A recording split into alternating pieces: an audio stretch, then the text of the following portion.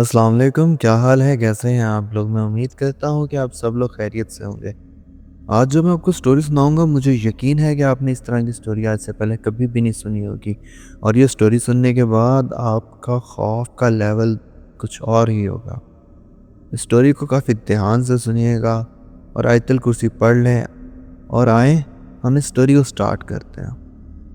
ये स्टोरी हमारे साथ फ़रहान ने शेयर की है। फ़रहान कहता है, मैं एक कंपनी चलाता हूँ जो कि न्यू कंस्ट्रक्ट बिल्डिंग में इलेक्ट्रॉनिक्स के रिलेटेड सारा काम करती हैं। लाइक कि एक न्यू कंस्ट्रक्ट बिल्डिंग है, उसके किसी फ्लोर पे वायरिंग, बल्ब लगाना, ये सारा काम मेरी कंपनी करती है। कॉन्ट्रैक्ट हमारा बिल्कुल सिंपल था। उनको 3 दिनों में उस सारे फ्लोर की वायरिंग, उस सारे फ्लोर का सारा इलेक्ट्रिक काम वर्किंग में चाहिए था। एज़ नॉर्मल उस दिन भी मैं सुबह उठा और मैंने अपने लड़कों के साथ जाके वो जगह विज़िट की। हम दिन के उजाले में उस जगह पर गए और हमने वहाँ के सारे कमरे विज़िट किए। हम लोगों ने सारी मेजरमेंट्स ली, सारा सामान नोट किया और अगले दिन ये लड़के अपना सामान लेकर आ गए। बेसिक वायरिंग हम कंस्ट्रक्शन के दौरान कर चुके थे। अब सिर्फ हमें वहाँ लाइट, एसी और बाकी चीज़ें फिट करनी थी। मेरी कंपनी की जो टीम है वो काफ़ी बड़ी है और काफ़ी अच्छे वर्कर्स हैं हमारे। ये काम बड़ा क्विकली करते हैं। उस दिन भी इन्होंने मेरे साथ डिसाइड किया कि सर 20 कमरे हैं फ्लोर पे, तो आप डिवीज़न करते हैं। पर कमरा 2 बंदों में तकसीम कर दिया गया। ये टोटल 20 लोग थे। इन्होंने पर डे में 10 कमरे करने का फ़ैसला किया। 2 दिन में हमारा काम टोटली मुकम्मल होता था। उस दिन मैं सारा दिन इनके साथ था। हमने 10 कमरे मुकम्मल किए और हम लोग शाम को घर आ गए। अगले दिन एक काम की वजह से मुझे शहर से बाहर जाना पड़ा। तो उस दिन मैंने इनको फ़ोन पे ही सारी इंस्ट्रक्शन दी। ये लोग काम करने चले गए इस बिल्डिंग में। शाम को मैं जब दोबारा वापस आया तो मुझे मेरे एक मुलाज़िम का फ़ोन आया कि सर हमने काम मुकम्मल कर लिया और हम सब घर के लिए निकल रहे हैं। क्या आप बिल्डिंग विज़िट करके प्लीज़ ये काम मुकम्मल देख सकते हैं? मैंने कहा अच्छा ठीक है। मैं बस अभी शहर में दाखिल हुआ हूँ, मैं 2 घंटों तक बिल्डिंग पहुँच जाऊँगा और मैं ख़ुद सारे फ्लोरों के सारे कमरे खुद विज़िट कर लूँगा। तुम लोग जा सकते हो, तुम लोग चले जाओ। ये कह के मैंने इसकी कॉल काट दी। जब मैं ऑलमोस्ट इशा के बाद उस बिल्डिंग में दाखिल हुआ तो ऑलमोस्ट सारे दफ्तर बंद हो चुके थे। कुछ ही अवाम के अलावा उस बिल्डिंग में कोई भी नहीं था। वो बिल्डिंग न्यूली कंस्ट्रक्ट थी। नीचे वाले सिर्फ 2 ही फ्लोर आबाद थे। अभी तीसरे फ्लोर का काम चल रहा था और ऊपर वाले दोनों फ्लोर अभी खाली पड़े हुए थे। मैं गार्ड के साथ उस फ्लोर पे एंटर हुआ और सबसे पहले मैं सीसीटीवी रूम में गया। मैंने सीसीटीवी रूम में जाके गार्ड से पूछा कि बताओ मुझे, क्या सारे सीसीटीवी कैमरास काम कर रहे हैं? गार्ड ने मुझे चलाकर सारे सीसीटीवी कैमरास दिखाए। लॉबी के सारे सीसीटीवी कैमरास एक्टिव थे। ऑफिसेज के भी सीसीटीवी कैमरास नहीं लगे थे क्योंकि हर ऑफिस में सीसीटीवी कैमरा उस ऑफिस के ऑनर के रिक्वायरमेंट के मुताबिक लगता है। तो लॉबी के सारे सीसीटीवी कैमरास चेक करने के बाद अब मैं कमरों के अंदर की वायरिंग चेक करने चला गया कि आया हर बल्ब काम कर रहा है, लड़कों ने हर लाइट, हर चीज़ ओके लगाई है। मैं पहले कमरे में दाखिल हुआ, मैंने चेक किया तो हर चीज़ ओके काम कर रही थी। वहाँ एक कमरा था जिसका ऑफिस नंबर था 308। ये वो 8वां कमरा था जिसको चेक करने के लिए मैं उस कमरे में दाखिल हुआ। कमरे का दरवाज़ा खोलते ही जिस तरह मैं अंदर दाखिल हुआ, कमरे के अंदर कोई लाइट नहीं जल रही थी। मैं लाइट्स ऑन करने के लिए मेन स्विच की तरफ गया तो एकदम से पीछे से दरवाज़ा खुद ब खुद ही बंद हो गया। मेरे फ़ोन की लाइट डिम होती चली गई, जैसे मेरे फ़ोन की लाइट के आगे किसी ने आके उंगली रखी हो। मैं अपनी जगह पे साकन हो गया, जैसे हर चीज़ वहीं रुक गई है। हर एक लम्हा थमता जा रहा था। चीज़ें मुसलसल स्लो होती जा रही थी। हर चीज़ स्लो होती जा रही थी। मैं हिल नहीं पा रहा था, जैसे कोई मखलूक मेरे आसपास खड़ी हो। हर चीज़ आहिस्ता आहिस्ता और स्लो होती जा रही थी। अंधेरा गहरा होता जा रहा था। मैं चाह के भी किसी चीज़ को देख नहीं पा रहा था। मेरी आंखें आहिस्ता आहिस्ता बंद होना शुरू हो गई। फिर मुझे एकदम से मेरे फ़ोन की रोशनी नज़र आई और मुझे लगा कि मैं अब हिल पा रहा हूँ। मैं वापस दरवाजे की तरफ भागा। मैंने दरवाज़ा खोला और जैसे ही मैं लॉबी में आया, लॉबी बड़ी अजीब सी थी।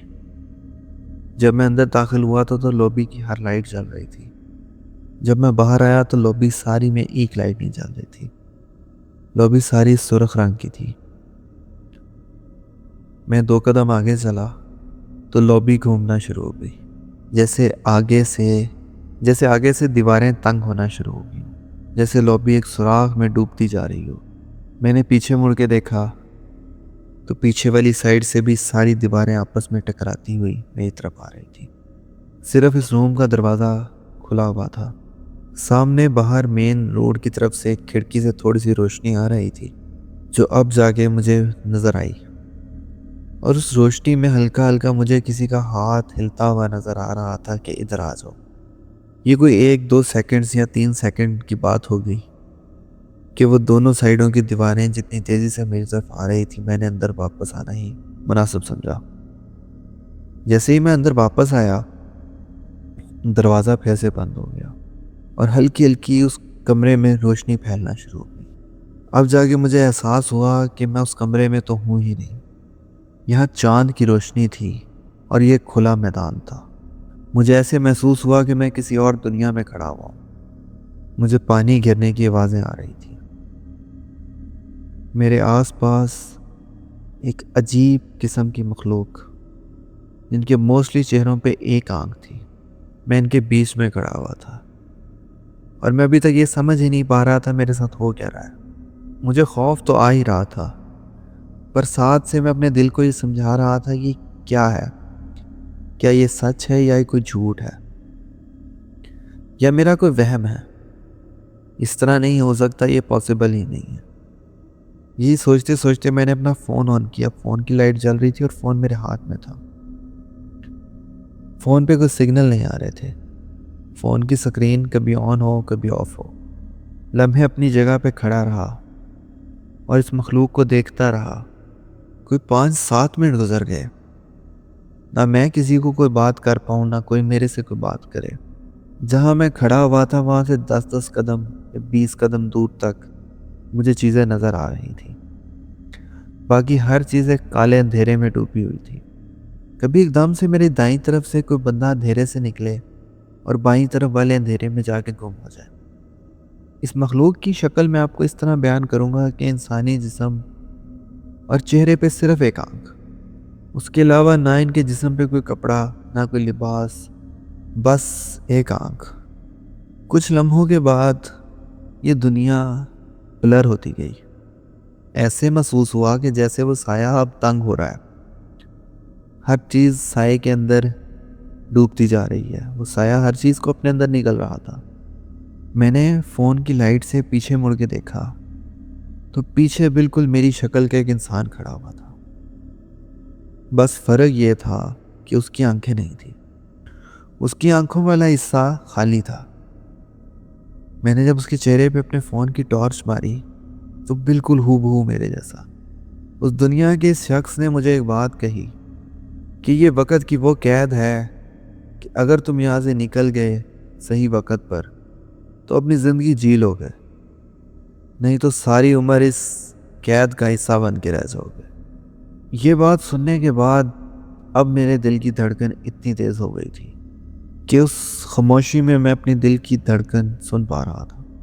इस चीज़ को अपने सामने खड़ा देख के मेरे हाथ कांपने लगे और मुझे इस शिद्दत से पसीना आ रहा था कि बाकायदा मेरे जिस्म से कतरे गिर रहे थे। मैं 2 कदम पीछे हटा और दरवाज़ा ढूंढने लगा। मैं 2 कदम इधर गया, 2 कदम उधर गया। परेशानी में बस जो समझ आ रहा था करता जा रहा था कि एकदम से अंधेरे में मैंने वो दरवाज़ा देखा कि मैं जल्दी से जाके दरवाजे के हैंडल पे हाथ रखा। पहले तो वो दरवाजे का हैंडल नीचे ही ना हो। मैंने 2-3 बार उस दरवाजे के हैंडल को नीचे करने की कोशिश की, पर दरवाज़ा खुलने का नाम ही ना ले। मैंने पीछे मुड़ के देखा तो इंसान वहीं खड़ा मुझे देख रहा था। वल्लाहु आलम वो क्या चीज़ थी। उसका देखना बड़ा अजीब था क्योंकि उसके पास तो 2 आंखें ही नहीं थी। वो मंजर इतना खौफनाक था कि उसको बयान करने के लिए मेरे पास अल्फाज ही नहीं। मैंने फ़ोन को अपनी बेल्ट में अड़ाया और दोनों हाथों से दरवाजे को खींचना शुरू कर दिया। 2-3 बार मैंने दरवाजे को ज़ोर ज़ोर से खोलने की कोशिश की, वो ना खुला। फिर मेरे मुंह पे मेरे रब का नाम आया। मैंने अपने रब से मदद मांगना शुरू कर दी, और जैसे ही मैंने ऊंची ऊंची सूरतें पढ़ना शुरू की, उस अंधेरे में कुछ पुरस्कूनियत सी आने लगी, जैसे हर चीज़ अब एक नॉर्मल होने लगी है। कुछ लम्हों के बाद एकदम से दरवाजे का हैंडल खुद ब खुद ही नीचे चला गया और वो दरवाज़ा खुल गया। मैं झटके से लॉबी में ही आया। लॉबी में आया तो लॉबी की सारी लाइटें जल रही थी। मैं लिफ्ट वाले सेक्शन की तरफ भागा। मैंने लिफ्ट के बटन दबाए। लिफ्ट आने में टाइम लग रहा था। मैंने सीढ़ियाँ ली और सीधा फर्स्ट फ्लोर पे गया तो आगे 3 गार्ड खड़े हुए थे। मुझे हाँफता हुआ देख के उन गार्डों ने मुझे रोका। पूछा, सर क्या हुआ है, कोई परेशानी है? मेरा पसीना साफ करने के लिए मुझे एक गार्ड ने टिश्यू पेपर दिया। सर आप बहुत घबराए हुए लग रहे हैं, खैरियत है? मैंने इनसे पूछा कि ऑफिस नंबर 308 में क्या है, और ये तुम लोग किधर थे? तुम लोग मेरे पीछे क्यों नहीं आए?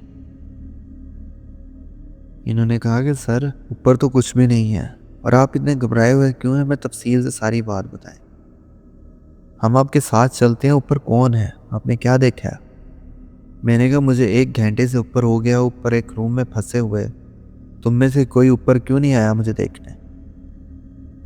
तो इनमें से गार्ड बोला, सर अभी आप 3-4 मिनट पहले ही तो यहाँ से ऊपर गए हैं, 1 घंटा तो बहुत दूर की बात है। मैंने अपनी घड़ी पे जब टाइम देखा तो मुझे आए हुए इस बिल्डिंग में कुछ 15 मिनट गुजरे होंगे। मैं सीधा सीसीटीवी रूम में चला गया और जाके वो फुटेज प्ले की जब मैं उस रूम में एंटर हुआ था। मैं ठीक 1 मिनट के बाद उस रूम से बाहर आ गया था। मैं जैसे उस रूम में एंटर हुआ हूँ और ठीक 1 मिनट के बाद उस रूम से बाहर आ गया हूँ, और ये चीज़ उस वक़्त मैं अपनी आंखों से सीसीटीवी फुटेज में होता हुआ देख रहा था।